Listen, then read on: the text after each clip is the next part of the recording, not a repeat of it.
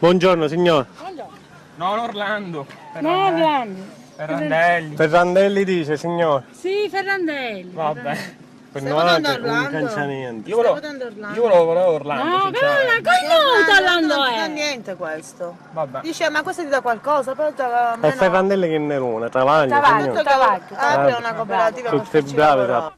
Eccolo il video denuncia in circolazione sul web girato da Repubblica TV, nel quale in un seggio di Palermo si fa propaganda ad uno dei candidati a sindaco, un video a supporto di una denuncia presentata alla Digos di Palermo da un gruppo di cittadini che hanno detto di aver assistito domenica mattina vicino a una scuola dove si vota per il ballottaggio ad un serrato volantinaggio elettorale. Alcune persone, come si sente chiaramente, fanno opera di convincimento sugli elettori che si recano al seggio in favore di uno dei due candidati in corsa per la poltrona di primo cittadino del capoluogo.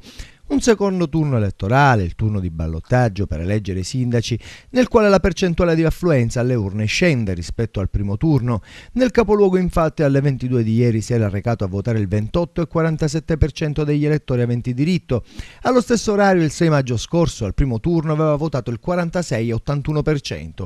È attesa quindi per la sfida tutta interna al centro-sinistra a Palermo. In serata si saprà cosa succederà tra i due sfidanti Leoluca Orlando e Fabrizio Ferrandelli, ma è possibile già guardare ai futuri scenari. Se vince al ballottaggio Leoluca Orlando dell'IDV e sinistra prende il premio di maggioranza, in questo caso 30 seggi andranno all'IDV, 3 all'MPA, 3 al PD, 3 all'UDC, 3 al PDL, 2 a Amo Palermo, 2 al Cantiere Popolare, 2 a Grande Sud e 2 a Ora Palermo. Nel caso di vittoria di Ferrandelli, sostenuto da PD e SEL, col premio di maggioranza 17 seggi andranno a PD, 13 alla lista Ora Palermo, 4 all'IDV e a PDL, 3 a MPA, Amo Palermo e UDC, 2 a testa per Cantiere Popolare e Grande Sud. Staremo a vedere cosa accadrà.